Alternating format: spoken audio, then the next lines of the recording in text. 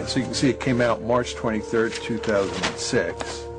And then for the title, I believe that the Harvard version has been downloaded over 350,000 times. Well, the United States supports Israel in a variety of ways. We give them all sorts of military and economic support, roughly $3 billion a year. Israel, despite the fact it is a relatively rich country, receives more foreign aid than any other country in the world. We veto resolutions in the United Nations all the time that are critical of Israel. Ceux qui sont contre, 14 voix pour, une voix contre. Le projet de résolution n'est pas adopté par suite du vote négatif d'un membre permanent du Conseil. Those against? Those against? Ceux qui sont contre.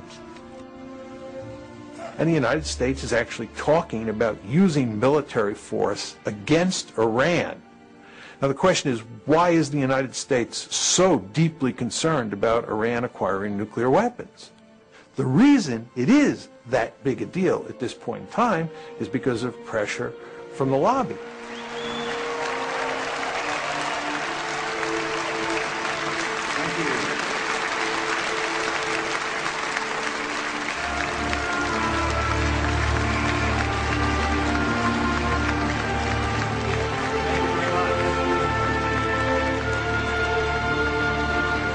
The article basically says that inside the United States there is a powerful interest group that is deeply committed to shaping American foreign policy in ways that work to the benefit of Israel.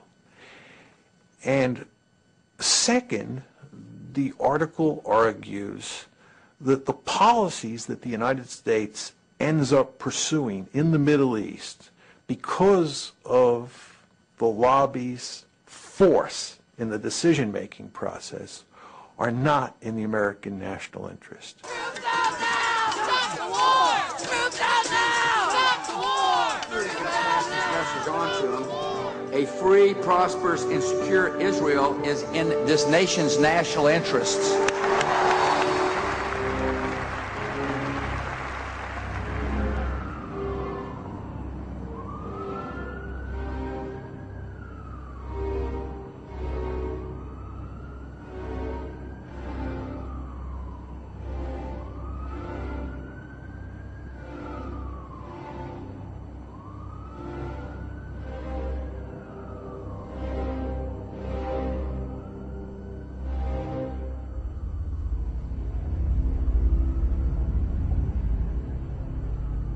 The scholarship is appalling in this piece.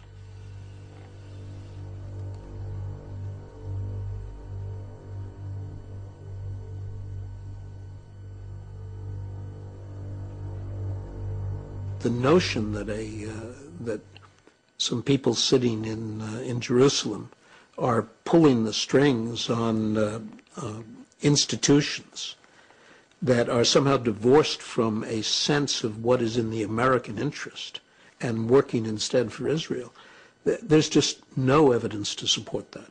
I'm really surprised that they didn't seek to protect their reputations by doing really watertight, rigorous research that they could defend. And in fact, they've been demolished. Alan Dershowitz is, I mean, there's nothing left after. So why did they go on I don't know why they did this. I don't know. Some of the things they say in that piece really made me wince, because Mearsheimer and Walt both are better academics than that report reflects.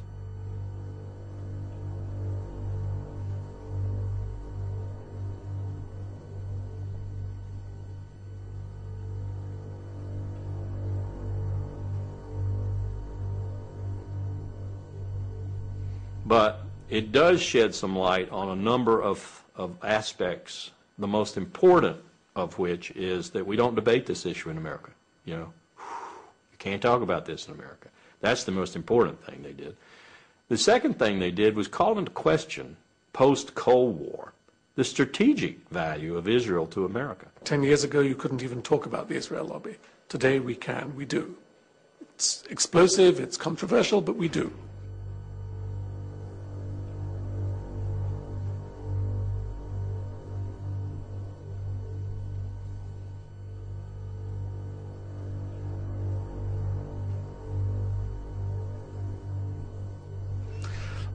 I wrote an article for the New York Times at the time of the Mearsheimer Walt essay came out, in which an op-ed, and they asked me for this when I said you should have written about the Mearsheimer Walt. They had not said anything, and they agreed, which was already a change, but they insisted that somewhere in the article I identify myself as a Jew, because this would give them protection. Controversial article about the Israel lobby. Yes, but he's Jewish, it's okay. That's where we are.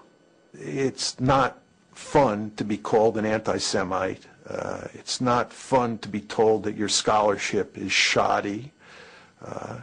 And it's not fun to be pounded day after day and to see very few people standing up in your defense. But again, we knew that was coming. We knew that was the price of writing the article. They're right, but they're wrong.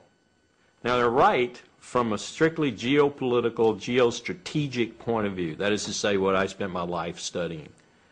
Israel no longer provides the United States a strategic value like it did during the Cold War.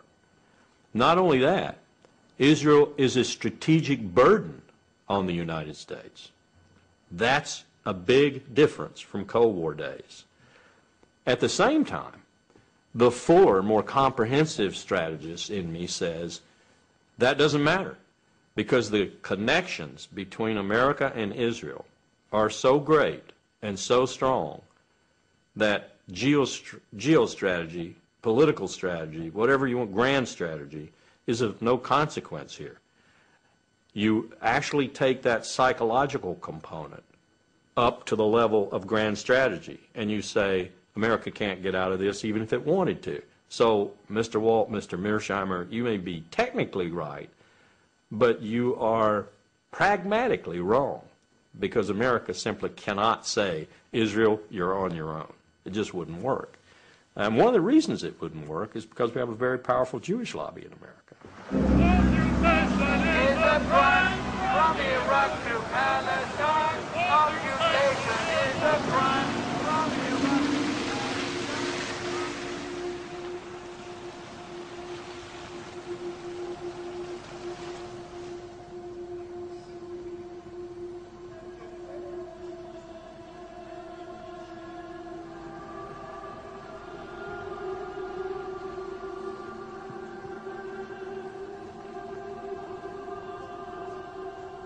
There's a new day in America between Christians and Jews.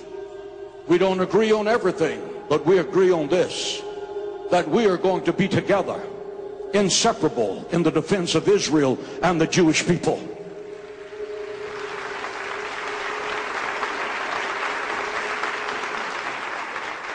We have millions of people in the infrastructure. We have over 22,000 spiritual leaders, and some of those spiritual leaders have 1 million or 1.5 million names on their mailing list.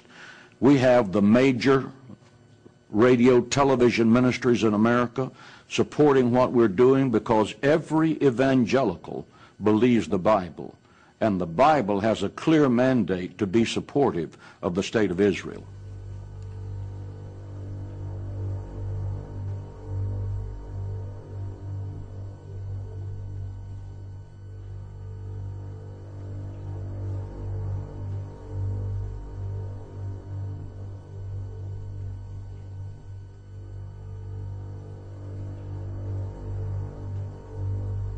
Again, there's a new Hitler, and he's the president of Iran, and he intends to build nuclear weapons, and his brazen declarations against the Jews in America have been carried on the front pages of America's newspapers. Ladies and gentlemen, we must demonstrate courage. We must demonstrate intellectual honesty. We must demonstrate the willingness to stand up and to speak out.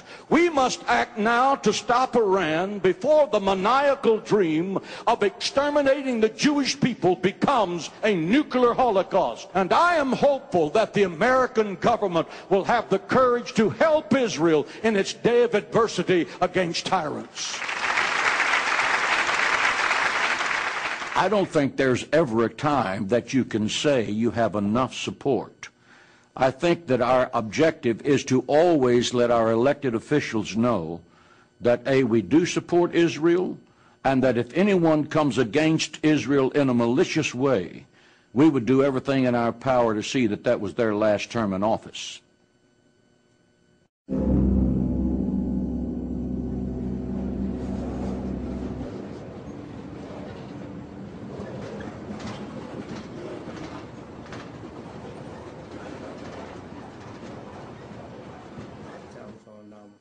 For those guys that were on the campaign with me during the 2002 election. And I wanted to get a copy of your tape of those commercials that had run. Give me a call. I'm in office 326-8844. Thank you. Bye. What AIPAC did, some members of the United States Congress, rather, they put in resolutions condemning Libya. And they just kept them in the resolutions with Syria and with Iran and with Iraq. They kept putting them in that in resolution and kept pushing for all kinds of sanctions, all kinds of action against them. And of course, I voted against the resolution, and others started voting against it. And I think what later I found out, what really made them angry, other members of Congress came to me and wanted to know what was happening, and I was telling them, we're trying to negotiate. So what happened? I was looking at CNN. Several people had called me and told me what they had seen and heard, and they told me, look at CNN.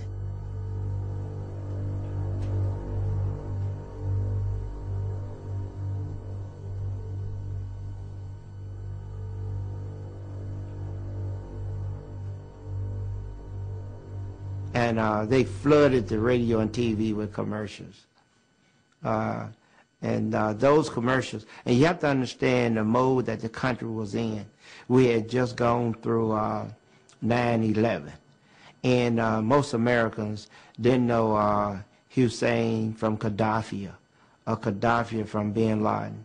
They didn't know the difference. They all saw them as the same.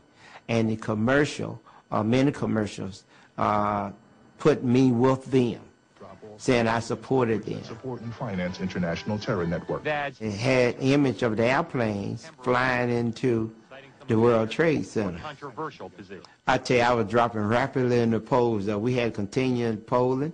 I was dropping rapidly in the polling. I tell you, it was, you have to admit it was well planned and they executed it. Afterthought, it said, my goodness, they had it together. I lost the election.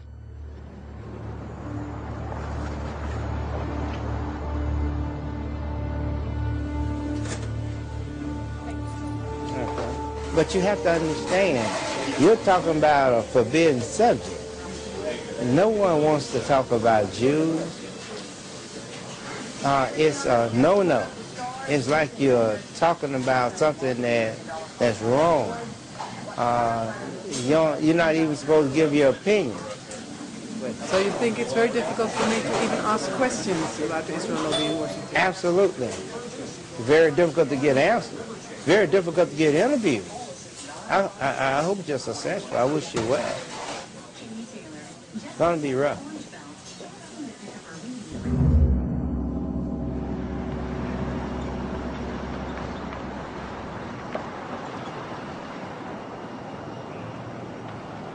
There is an enormous, very, very powerful machine out there that notes immediately when someone takes anti-Israel positions and moves out on the attack.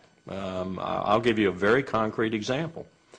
I had mentioned the Mearsheimer-Walt study once in a seminar at one of the universities where I teach, And within 48 hours, I had an email from Alan Dershowitz.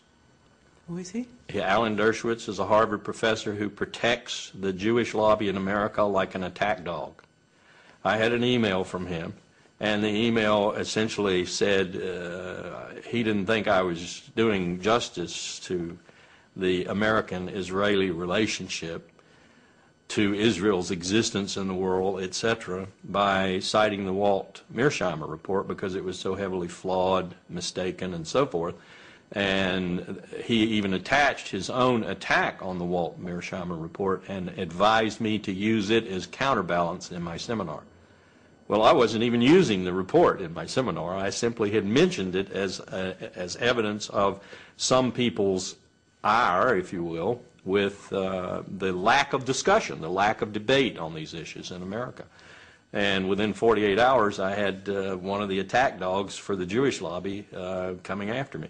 But how could he know this? There are people all over America, on campuses all across America, who are set up to do just what he did, to protect the interest of Jewish Americans, and particularly the interest of Israel in America. In that sense, the Jewish lobby is probably more organized and more able to move swiftly against any potential threat than any other lobby. I was invited this autumn to speak at an organization called 2020, and we agreed on my subject, U.S. foreign policy and the Middle East and the Israel lobby, because this was a big issue in the newspapers at the time.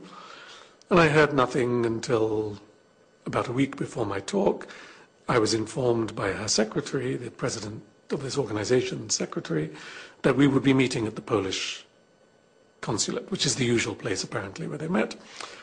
And then the next week, 2 hours before I was supposed to talk, I had a telephone call from the organization's leader, terribly upset, saying the Polish consul general had cancelled the talk there at the consulate because of telephone calls he had received from the American Jewish Committee and the Anti-Defamation League.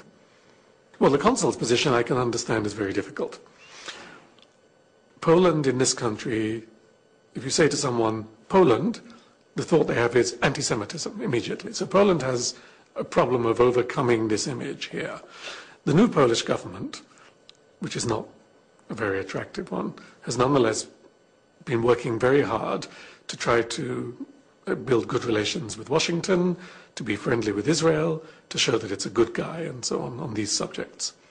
And now suddenly someone comes along and says to the Polish consul general in New York, you know, Tony Judt is a very controversial character, he's anti-Israel, his remarks some people think are anti-Semitic, are you sure you want to have him? Bad for your image, bad for your diplomacy.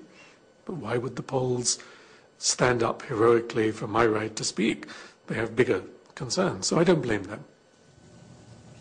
The lobby, what it's doing is it's going after people in a really hard-hitting way for the purposes of shutting us down, and also for the purposes of sending a message to other people that if you follow in the footsteps of Jimmy Carter, or you follow in the footsteps of Tony Judt, or you follow in the footsteps of John Mearsheimer and Steve Walt, you will pay a serious price for your transgressions.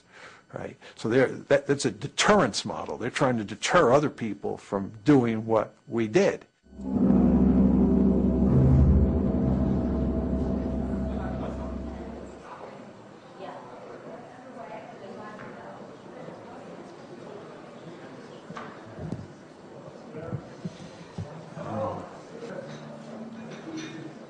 I was wondering if you can comment on the fact that in the press in the United States you are called an anti-Semite and demonizing the Jewish state concerning Human Rights Watch reporting in the Lebanon war.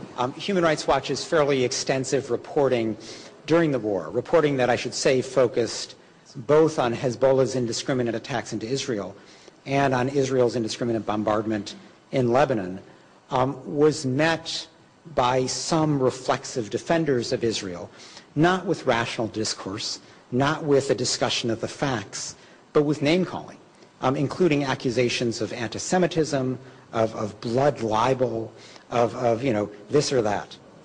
We're used to being attacked by, say, the governments who we're criticizing. But in this case, the Israeli government was actually rather quiet. And indeed, we had what you might call a reasonable dialogue with the Israeli government in the course of the war about what was happening in Lebanon. But it was the supporters of the Israeli government, principally in the United States, although to a limited extent in Israel, who came at us full force. And that was unusual, because we rarely encounter that kind of coordinated attack by ostensibly private individuals, people who had no official position with the Israeli government, but who had assumed for themselves the position of reflexively defending Israel, regardless of its conduct. It's going to be a big political fight. We'll be working in it. Thank you so much, and good luck to you, sir. Thank you. Does it matter that you are Jewish? I think in the course of the debate over the Lebanon war, it was significant because it was harder for the reflexive defenders of Israel to simply dismiss me as being anti-Semitic. It just didn't have any credibility. My father fled the Nazi Holocaust. My mother's parents fled pogroms in Poland and Belarus. I'm just not a candidate for anti-Semitism.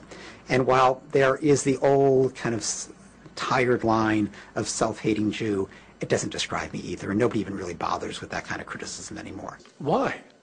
Why? Why not just let ineffective people like me do our little talking? Here we have to come back to something else. It wasn't always like this. It began in the 70s. With the rise of identity politics in this country, where it became fashionable and eventually politically and economically normal for people to think of themselves as Black Americans, Italian Americans, Irish Americans, no one says, I'm a Jewish American. If someone says, you're a Jewish American, it has a slightly uncomfortable air to it.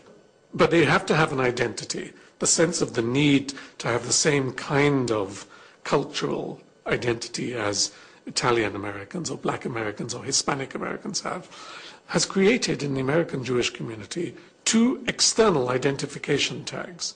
One is Israel, and the other is Auschwitz. So to speak, one in space and one in time. To be a Jew is to be moved by the memory of the Holocaust and to identify with Israel, even if you have no personal connection with the Holocaust and you've never been to Israel, which is true for most of them.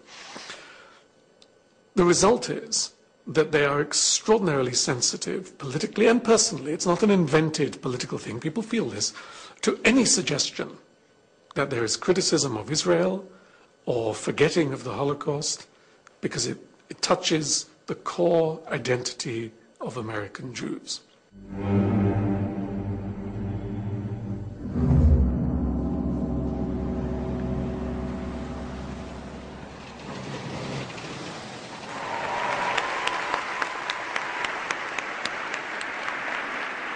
The state of Israel was the dream of your ancestors, made a reality by your grandparents and your parents. Every year, AIPAC has a conference where they bring in their supporters from around the country. They meet in Washington, a very powerful group that attempts to affect legislation and other aspects of U.S. policy on the Mideast. And it's sort of a gala affair. There's a Hollywood element where they produce these videos that show, they get people all mobilized and roused, sort of a pep rally atmosphere, and they get an extraordinary number of high officials to come. America and Israel share an unbreakable bond. AIPAC is one of the reasons why. All of us share a fundamental belief that the freedom and security of Israel are a vital interest of the United States of America. We need you now more than ever.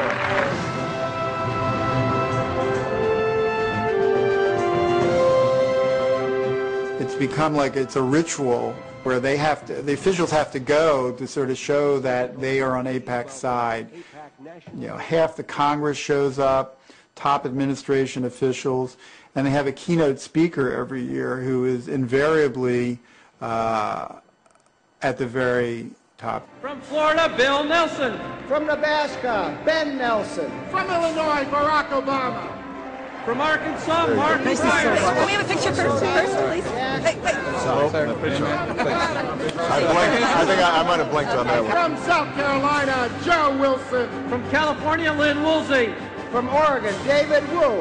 From Maryland, Albert Wynn. From Kentucky, John Yarmouth. And I also want to mention former member of Congress, Rob AIPAC does an excellent job of constantly testing the loyalty of people in Congress to their cause. And so there's a constant stream of resolutions that get proposed on the Mideast, expressing support for Israel about something it's done, or sympathy with victims of a suicide bombing, or condemning Iran or other people in the region who are being hostile to Israel. And these become tests of sort of loyalty of people in Congress on this issue.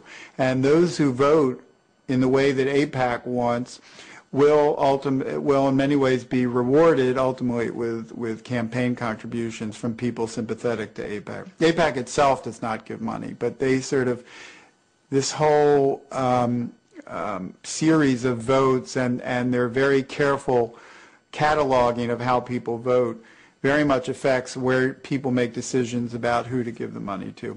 Money does not flow into a particular congressman's coffers or a senator's coffers unless he supports positions taken by the lobby. That's their first, I think, major influence is money. And this administration is awash in money, more so probably than any administration in American history. For 2 months, we've been trying to get in contact with Congress people who voted nay to certain of the bills that were supported by AIPAC, but nobody wanted to speak to us. Is that normal? Yeah, this is an issue where a congressperson will see no gain to be made by speaking on it. Just even voting against AIPAC's recommended positions is perilous for them, because it can lead to a reduction in campaign funds. It can create all kinds of problems in their home district. But they voted nay. I mean, they did. But they don't want to go even more public about it. A film clip in particular, can you imagine a campaign opponent using that? It could become the basis of a negative campaign ad. And look, this person is against Israel's interest. So whenever I have spoken to people on Capitol Hill about this, it's almost always on a not for attribution basis.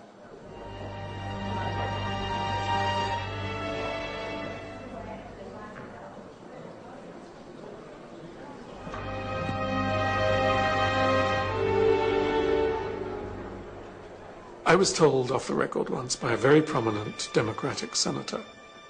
We were at a meeting in Paris, and it was late in the evening. We were sitting in a hotel. He was talking about the Middle East, and he was saying things about Israel which were very similar to the criticisms that I would make. And so I said to him, "But you never say these things in the Senate. Why not? Is it because you're worried about the Jewish vote?" He said, "Forget it. It's nothing to do with the Jewish vote. I come from a state, I can't tell you where, because otherwise, where there are very few Jews, and they're all going to vote for me anyway, so it doesn't matter. So it's not the Jewish vote, that's not the issue. It's not money, I don't get money from the Israel lobby, that's not the issue." But he said, suppose that I walk onto the Senate floor and say in a moving speech why we need to take our distance from Israel and understand better what has happened to the Palestinians. Maybe I would win 5-10 senators over to a general motion criticizing Israel, maximum. He said, but that's all I could get. And he said, in return, I would be finished in the Senate, because no one would ever vote again for my needs. If I wanted to move something for my state, or an education bill, or a financial bill, or a tax bill, or anything to do with domestic policy, nothing to do with Israel, I would be punished. I'd bet that it's impossible for either Steve or I to ever get a high-level policy-making position in the American government. For example, Steve was invited to go to a dinner with an aspiring presidential candidate at Harvard, And the person who had invited Steve to this dinner came to see Steve about a week after the piece came out, and she said that she had to disinvite him from the dinner because the presidential candidate's staff had called and said that it would not be acceptable for the presidential candidate to be at a dinner with him. America and Israel have a special friendship.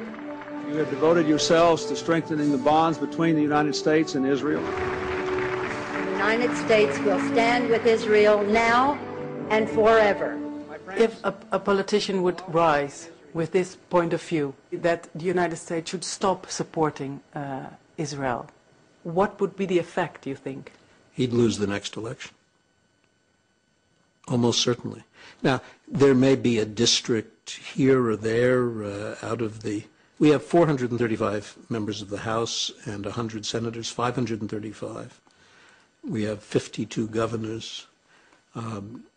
It's certainly possible that some congressional district somewhere would re-elect a candidate who had said we should abandon Israel, reject the relationship with Israel. But it's pretty unlikely, and I would be surprised if there are more than 2 or 3 or 4 congressional districts in which it's even conceivable. I appreciate but we can vote you, and That's I'm okay. sorry. But I appreciate the friendship. If you will come in Italy, I want to introduce you with a member of parliament, Italian parliament. I would enjoy that very much. Okay? Thank you so much. Thank you for everything.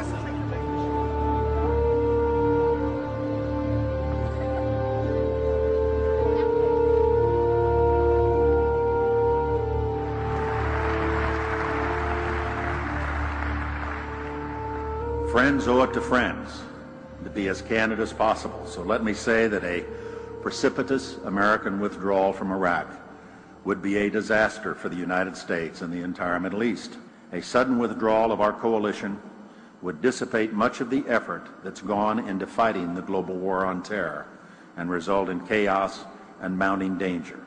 And for the sake of our own security, we will not stand by and let it happen.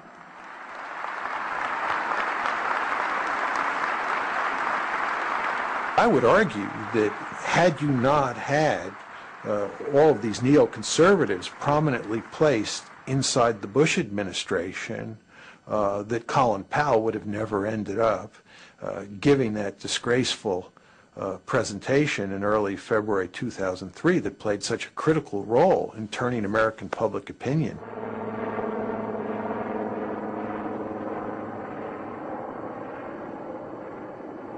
This is an important day for us all as we review the situation with respect to Iraq and its disarmament obligations under UN Security Council Resolution 1441. I realized as I watched it there at the UN Security Council for the first time, because every time I watched it before, I was, running around trying to get things changed, do this, do that, talking about the graphics and everything else. But there in the UN Security Council, I sat down quietly and watched Secretary Powell make his presentation. My colleagues, every statement I make today is backed up by sources, solid sources. These are not assertions. What we're giving you are facts and conclusions based on solid intelligence. As I show you these images, I will try to capture and explain what they mean, what they indicate to our imagery specialists. Let's look at one. The 4 that are in red squares represent active chemical munitions bunkers. I wouldn't go to war based on that. That's what I told myself. I would not go to war based on that. Most of it could be interpreted different from the way we were presenting it. As these drawings, based on their description, show, we know what the fermenters look like. We know what the tanks, pumps, compressors, and other parts look like. And we know a great deal about the platforms on which they are mounted. I walked outside the United Nations building on February the 5th after the presentation had been made into the kind of bracing cold New York air, and I thought it was a total failure. I thought I had failed because I was the person who put it together, responsible for putting it together. Then later, a couple of days later, 3 days later or so, when I'd had some sleep and I could think about it, I wondered why the reaction seemed to be fairly positive. We hadn't persuaded that many people who were adamantly opposed, But we had made some impact, particularly on the American people. And I think we made a little impact on the international community, too, probably in the UK in particular. And so I realized the reason for that. And the reason was Colin Powell gave the presentation. Colin Powell, who had poll ratings roughly equivalent with Mother Teresa, had made the presentation, and the American people believed Colin Powell. If Colin Powell said it was so, then it was so. That made me feel even worse. So yes, I have trouble sometimes sleeping at night thinking about my participation in it. 1995, the quantities were vast. Less than a teaspoon of dry anthrax, a little bit about this amount. This is just a little amount of a teaspoon. Less than a teaspoon of dry anthrax. So the question you have to ask yourself is, if the evidence was so flimsy, why did Powell get up and make such an unequivocal case that Iraq had WMD and was an imminent threat? And the reason is that there was tremendous pressure inside and outside the administration to make that argument. And the question is, who was creating that pressure?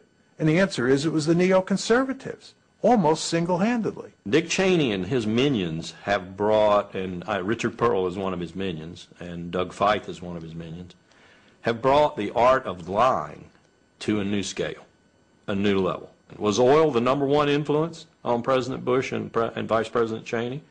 Or was WMD? Or was spreading democracy? And don't believe it for a moment. They didn't even think about spreading democracy when they started this war. They transmogrified the mission into starting or democracy simply to appease the American people and to give them some reason to support the war. You have to decide, where were these factors? And inevitably, the Jewish lobby in America, AIPAC in particular, the focus lobby, has got to be there. You're being naive if you don't put that factor up there as an influence on national security decision-making, particularly with the Bush administration. The AIPAC lobby is very influential through Vice President Cheney, very influential, and through people like Elliott Abrams, Paul Wolfowitz, and a host of others within the government.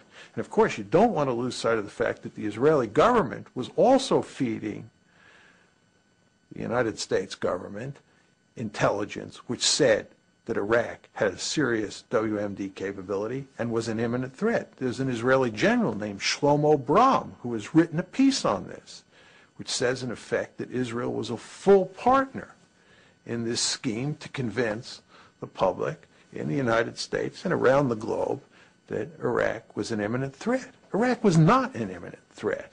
The fact is that even if Saddam had nuclear weapons, there was nothing you could do with them, right? But you could not make those arguments at the time in the United States. It was very, very hard to get them out into the public domain and for them to get any traction. Do you agree with Mearsheimer and Wohl that the influence of the pro-Israel lobby was important for going to war with Iraq? I do, but I would not have presented it the way they did, because I think that they underestimate ideas and they underestimate, if you like, emotions. They're very cold and realistic in their view of politics. And for them, since the going to war with Iraq is absolutely crazy, and it was pretty obviously crazy for many of us before, there must have been some pressure to do something so irrational. And of course there was. But they underestimate other factors. The illusion, for example, that we could have control of Iraq's oil and of the strategic region. The belief, which is a deep American belief, which was not invented by the Jewish lobby, that America knows how democracy should work and is an example to the world and has a moral duty and certainly a right to bring this example to the world. And it's all mixed together. So ideals, belief about American exceptionalism, American duties, American provincialism, not knowing about what's going on outside, and Israeli pressure. Yes. The suggestion that that the Israeli lobby, as he describes it, is in effect operated by the Israelis and reflects Israeli preferences is simply wrong and can be shown to be wrong. So you don't feel part of an Israeli lobby? No, I'm not part of an Israeli lobby. I have my own views. I'm sympathetic to Israel, as most Americans are sympathetic to Israel. I'm not incapable of being critical of an Israeli policy that I don't like. But the main point is that it is not the Israeli government that shapes the thinking of Americans who are pro-Israeli. Richard Pearl would probably say, in response to your question, if you got the truth out of them, Israel's interests and America's interests are the same. And so if I'm an advocate for Israel's interest, I'm an advocate for America's interest. And I would say back to them, again as a strategist, bullshit. No two countries in history, and no two countries in the future in history, I will predict, will ever have coincidental national interest all the time. No way.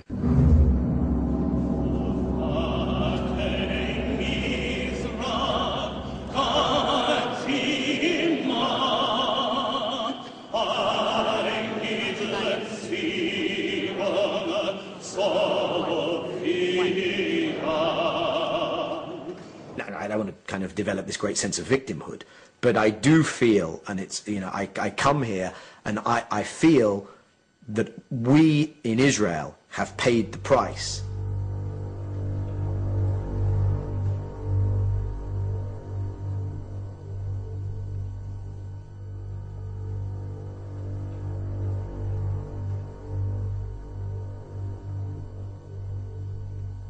American Jews, surprise, surprise, are liberal Democrats when it comes to most issues, including the Middle East. So when you poll American Jews, they're for the peace process and they're for American engagement and they're for a two-state solution. And we did the Geneva Initiative and they were in favor of that as well.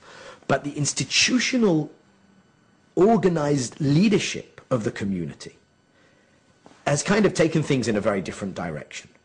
And I do feel that for their own reasons, reasons that I understand, reasons that are not unique to the Jewish diaspora in America, reasons that are prevalent in many diaspora politics around the world.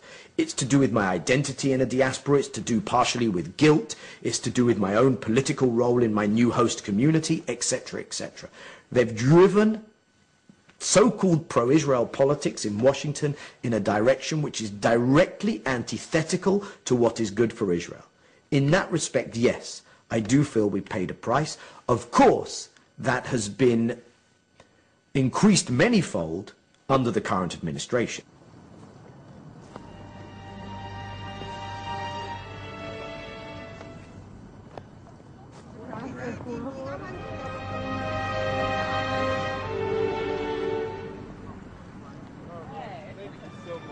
America has become part of the Israeli victim narrative. It began, I think, in the 70s, when one of the ways in which the African-American community could begin to get amends for slavery and the consequences of slavery was by emphasizing that it was a victim of history.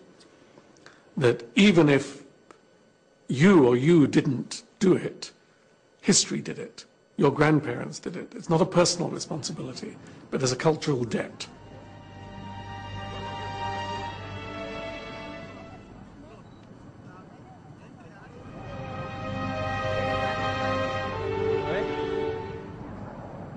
And the Holocaust, of course, is the ultimate victim narrative. And David Ben-Gurion, the first Israeli prime minister, knew this very well because he turned it to advantage, giving Israel as a whole country a victim narrative. If you can't criticize someone because he himself is a victim, what do you do with a whole country, which is a country born of victimhood, so to speak? I have been in conversations many times with people who are very reasonable and would say, yes, you're right, Israel does do bad things. The occupied territories, stealing the water, stealing the land, bombing the houses, etc. But remember what happened to the Jews. There is a background, there is a history, there is a reason, there is an excuse for this. And of course, you can say the same thing for the Palestinians. Remember what happened to the Palestinians after the Nakba in 1948 and so on, 1967. No wonder they have suicide bombers. You can always do this. There's always a relationship between collective past suffering and present individual actions. To turn that into public policy, though, is catastrophic, and that is what we see today.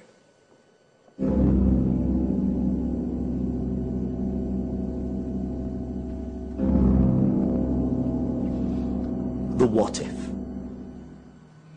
The what if this particular view of the Israeli interest and of the shared Israeli-American interest, which of course someone like myself would see as absolutely antithetical to my understanding of Israel's interests, if that particular view is continued to be bulldozed onto the American public and political leadership, what if there's a backlash? And the kind of backlash that I think can be envisaged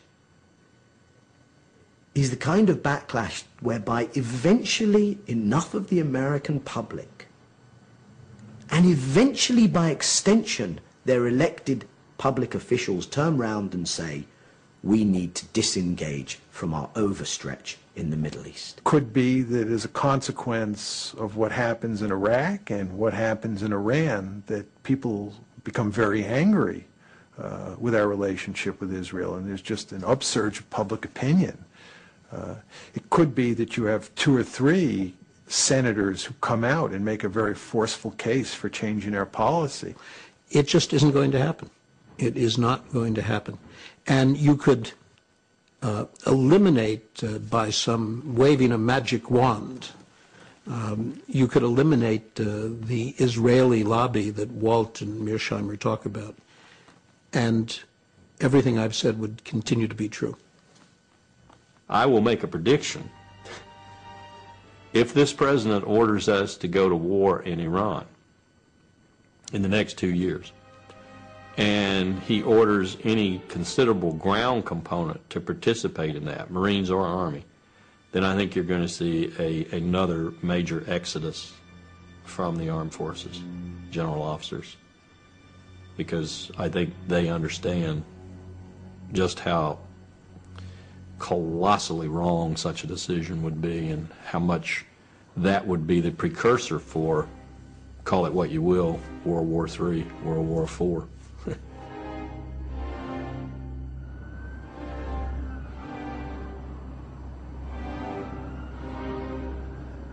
Remember the Roman Empire. For a long, long time, the state of Judea behaved in ways which annoyed the Romans but didn't do them any harm.